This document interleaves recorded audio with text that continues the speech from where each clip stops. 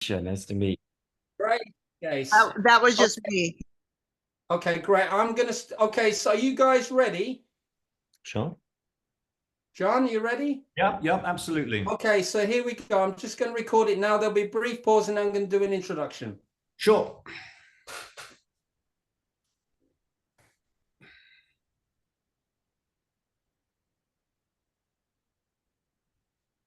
Right. Hello, everyone. I'm John Higgins. Welcome to the YouTube channel John Higgins Film Review. And I'm delighted to welcome one and all to this interview special with Sinkable co-creators, co-directors, and showrunners, Misha Crosby and John Mawson. Now, this is a little different to some of the interviews that I've done because, in fact, the question you could ask is, when is a movie not a movie? Well, this is a different experience. It's a long form series called Unsinkable, which is based on a true story in the Second World War.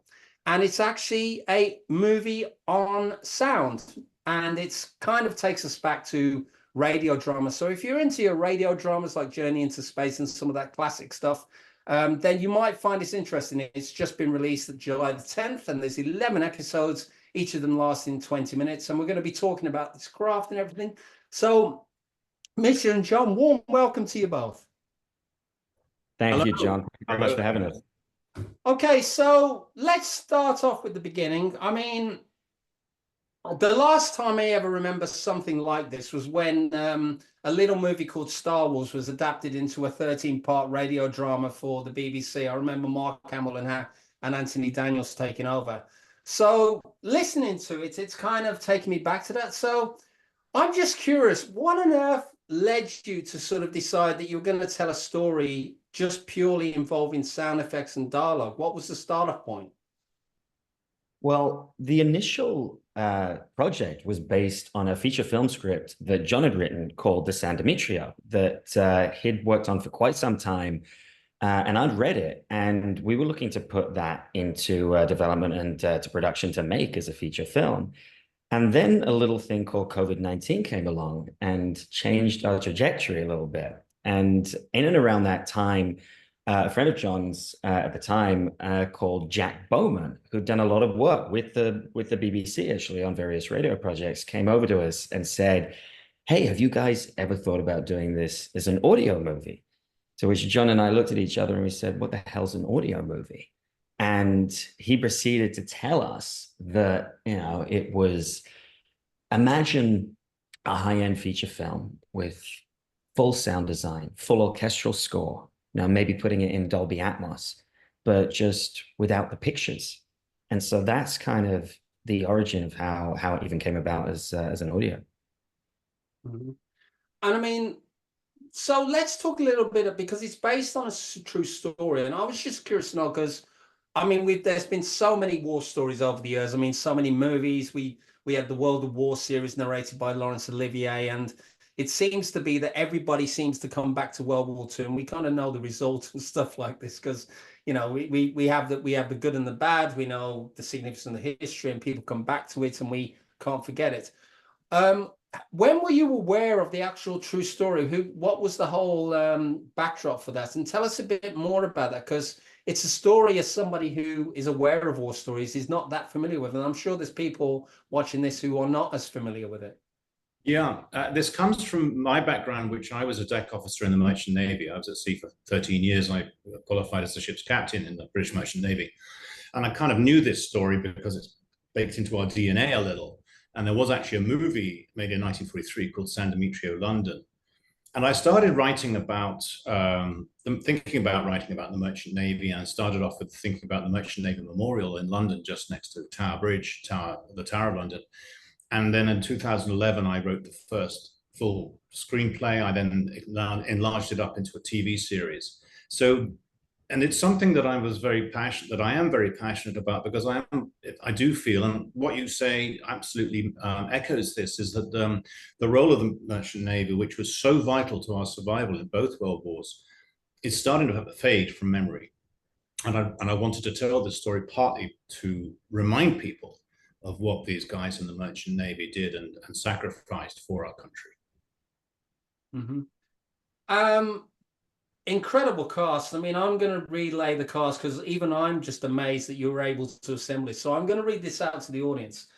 You've got Thomas Brody Sangster from Love Actually. You've got Brian Cox from Succession. You've got Natalie Emmanuel from Game of Thrones. John Malkovich from In the Line of Fire. Harry Hamlin from the Dynamation classic Clash of Titans, of course, more recently Mad Men. Blair Redwood from The Gifter and Free Women. Paul Telfer from Days of Our Lives. Juliet Aubrey from Middlemarch and Constant Gardener. Rupert Varsitary. Rupert Vansitari, I'm sorry about that. Thank you for correcting me. From Game of Thrones, you've got John Altman from EastEnders and The Great Train Robbery, and Hugh Fraser from Agatha Christie's Poirot. So, okay, so how do you bribe? I mean, how do you persuade this amazing cast to come on board for something like this? Well, first of all, we decided because we were going to make this as good as a movie in its own way, we were going to aim for the very best actors we could get. And we drew up our cast list, our wish list for cast on that basis. And then we just started to approach them in exactly the same way as any production would, making them offers through their agents, sending the screenplays out, and seeing who responded. Mm-hmm. Unfortunately for us, and we cast 37 actors in this show, reading over 100 different roles. The main cast, of course, just doing their own roles. But the first to really come on board, who was the big name, was Brian Cox. And when we asked him, what attracted you to this, he was kind enough to say he loved the screenplay, which was great. He's old enough to remember more about the Second World War, and he too wanted to connected with the story about this merchant ship, and that he loved radio. And in fact, the first, I think, 9 years of his professional career, he was on a radio show. Okay. And did you rehearse much with the actors? With the production schedule we had, any rehearsal we were able to do would have been, before perhaps a scene, right? To give context, in and around it, also different energy levels, right? One of the biggest things to get right with something like this, because we all recorded it individually with individual performances and then pieced it back together like an animation. You're not necessarily getting the energy to respond off, right, from one actor to another. So it was imperative the specificity in the not only the emotional intentions, but the the energy levels in each specific scene were kind of directed that way, so that then when we attempted to put that jigsaw puzzle back together, it would work. And we had help from a team in London through B7 Media. Helen Quigley did a huge amount of really great work doing that first assembly, which is the assembly that I don't know that many people want to do. And she really just made that process a lot easier, because you're talking, multiple takes per scene, multiple actors per scene, and figuring out, is this take 3 of scene 5, episode 2, versus whatever you're comparing it to.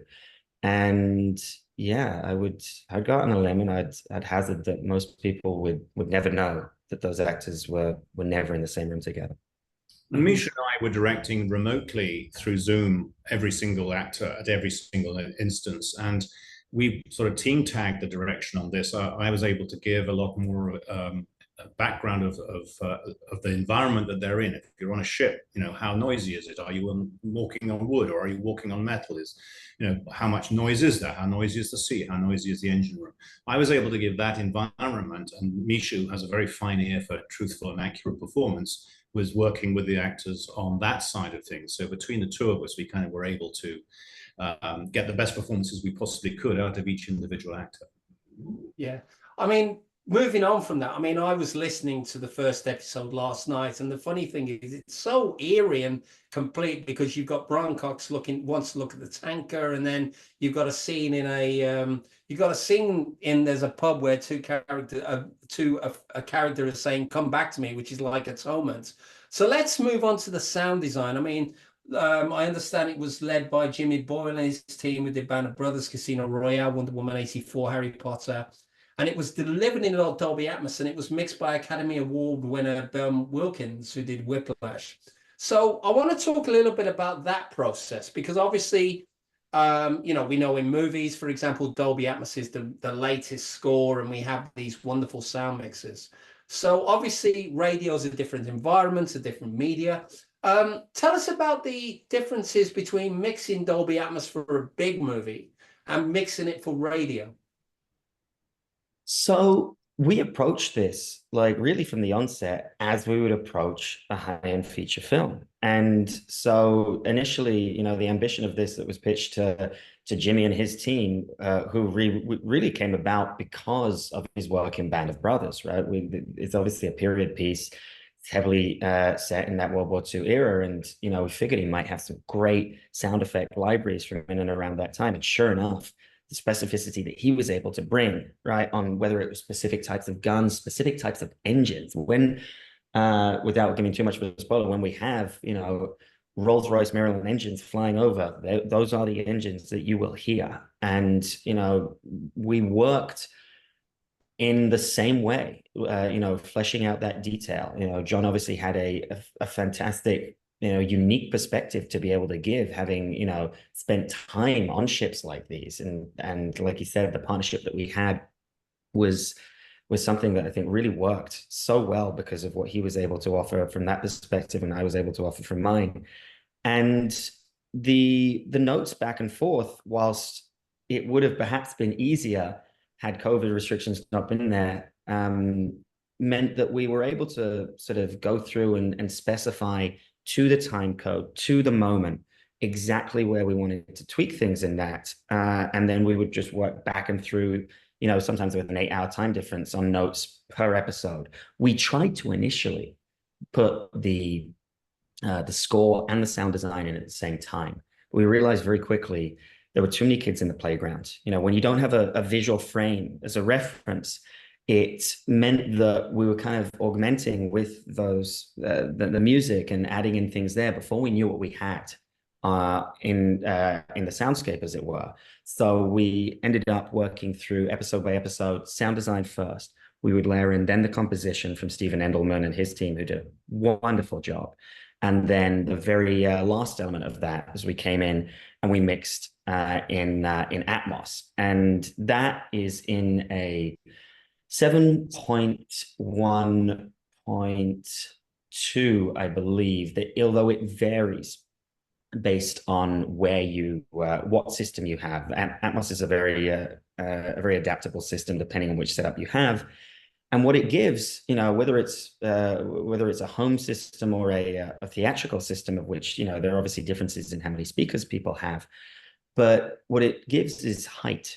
You know, those Atmos channels will really help immerse you in that situation by giving you that sense of like how high things are in the mix. And so we actually did specific passes, John and I, where we would go through and we would think about, you know, well, which scenes here could we try and add that height to in the mix? You know, we've got certain scenes where, you know, people are climbing quite high distances. We've got, you know, shells coming in from different angles. We've got, you know, people calling up from lifeboats 40 feet below these giant tankers. So it really just, it gave us this wonderful opportunity to play with that in the mix.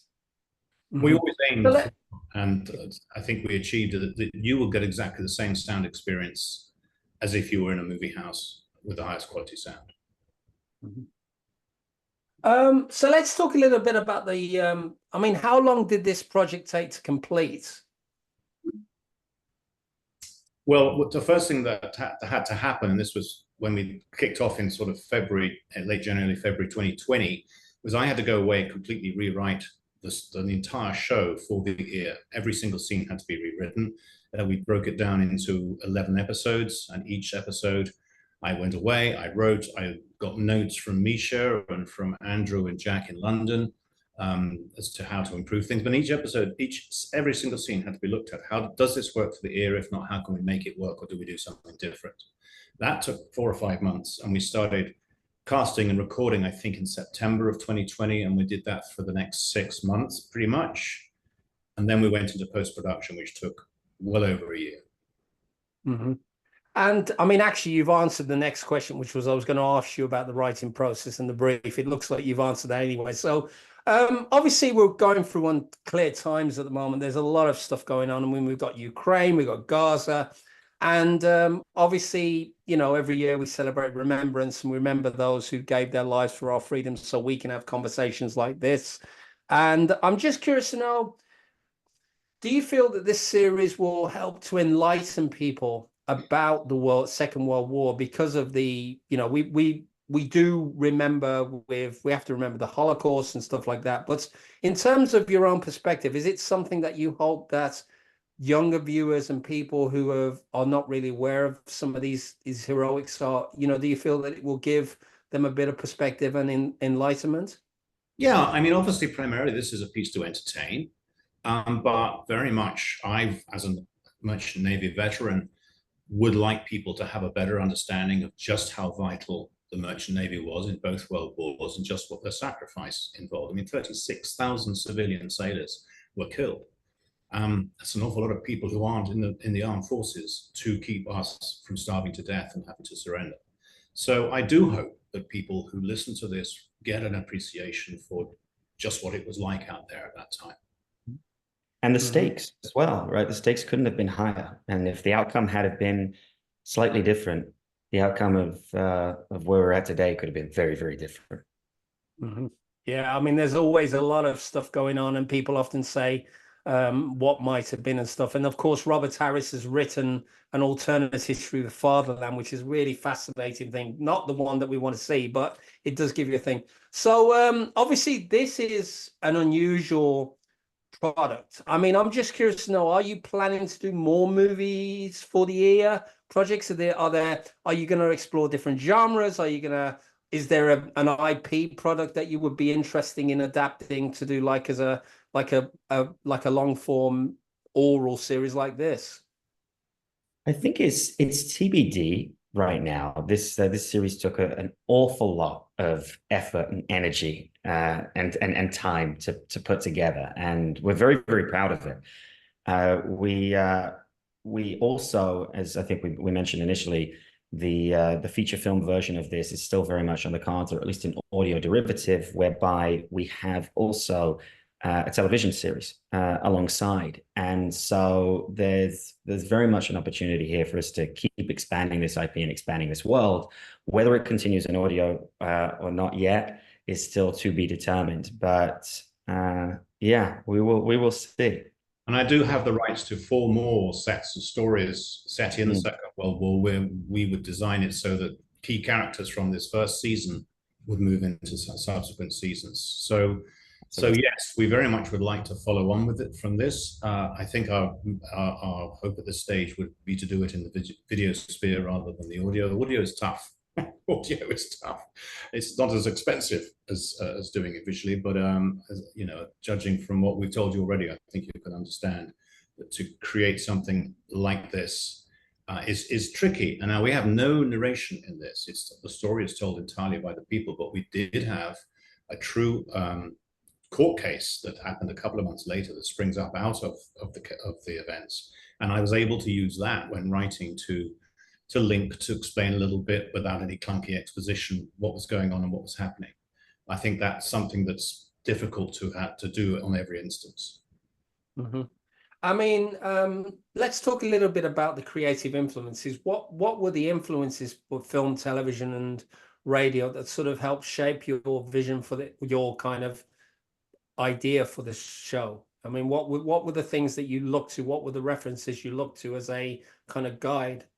Well, certainly Yeah. recently it was the Greyhound that Tom Hanks put out with Apple was really, and it was actually went down as I believe their most successful opening to date that they've released, certainly through their Apple TV.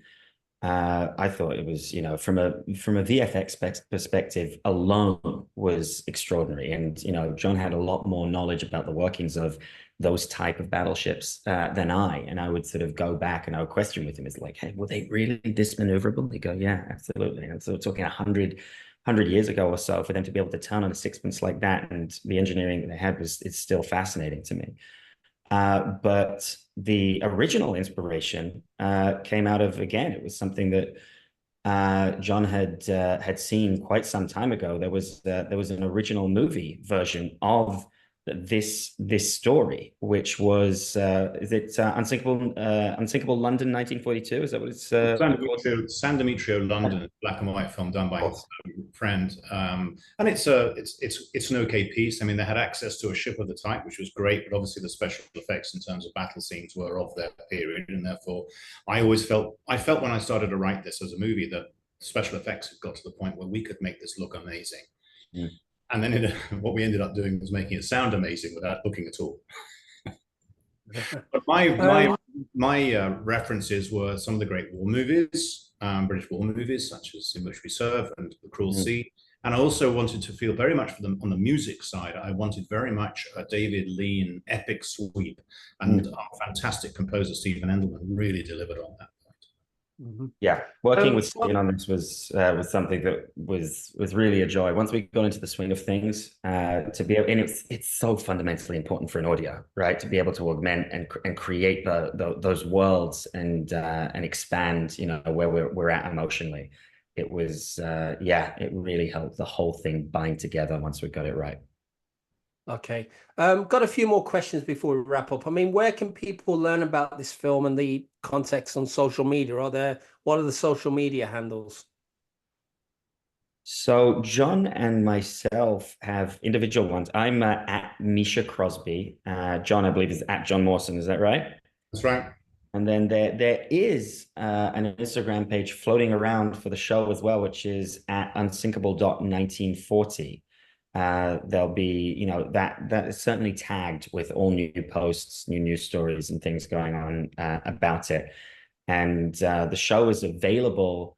It was available from July 10th, right? From Wondery. What they did, Amazon's Wondery have a 90-day exclusive window on this.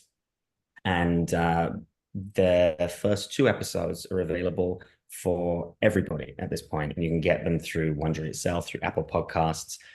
Even I believe the first 2 episodes are available on YouTube as well, before the rest are behind their paywall for the next, you know, a little less than 90 days now, before we will then have a worldwide release. Okay, great. Sorry. Yeah. Sorry, go on, John. Yeah, sorry. Just to add, we've also filmed inside episodes, sort of 10 or so minutes episodes where we're interviewed, or we talk about the backstory. We have interviews with the cast or with the composer. We explain more of what was going on, the backstory. So if you listen to an episode and you're interested in knowing more about it, all those are available on YouTube. And if you just did a search for Unsinkable, and put in the name of one or two of the stars or our names, up they'll come. And you can find the actual episodes themselves if you would go to your normal podcast sites like Apple or Spotify. It will take you straight there. Okay, great. And 2 final questions. I mean, how has the show been received so far? And what are your long-term plans for Unsinkable? Well, it's been received incredibly well. We've had some very kind, very, very positive reviews across the media. People who are listening to it and coming in touch with us are loving it. That, you know, that they are, the sound quality is blowing people away. We're very happy to see the story itself is connecting with people. So far, I mean, obviously it's very early days. We've only been out for a week, but it's having quite an impact of the way that we really hoped it would. Great. And my final question to you both is, what are you most proud of about the show? I guess all of it. I mean, having such amazing cast, amazing crew, all working for so long to put something like this together, it's something we are immensely proud of. It's been a long road, but we're feeling today that it's been worth it.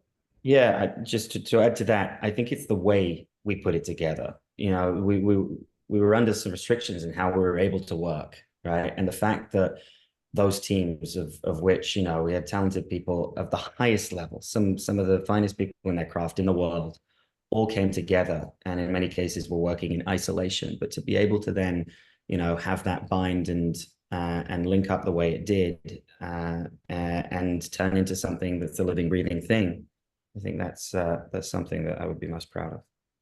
Okay.